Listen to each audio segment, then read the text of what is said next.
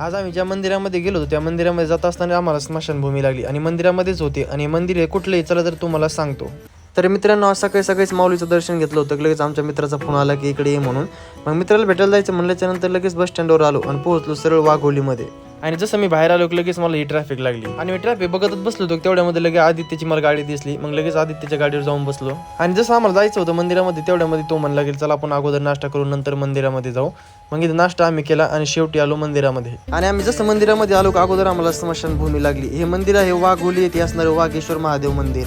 आणि या मंदिरामध्ये जात असताना अगोदर स्मशानभूमी लागते आणि नंतर मंदिरामध्ये जावं लागतं. आणि अगोदर आम्ही जातच होतो की तेवढ्यामध्ये नंदी महाराजांची मला भव्य मूर्ती दिसली.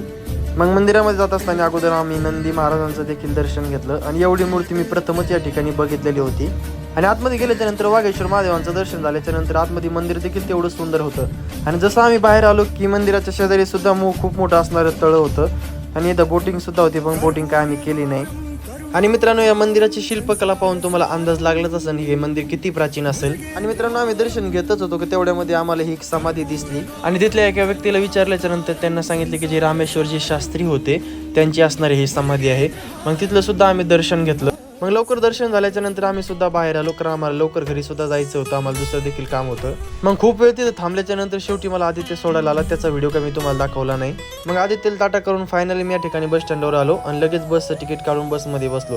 पण काही वेळ तिथं थांबल्याच्या नंतर आमची बस पार लगे पूर्ण भरलेली होती. मग जोपर्यंत मित्रांनो मी घरी जातो तोपर्यंत तुम्ही फॉलो करून घ्या.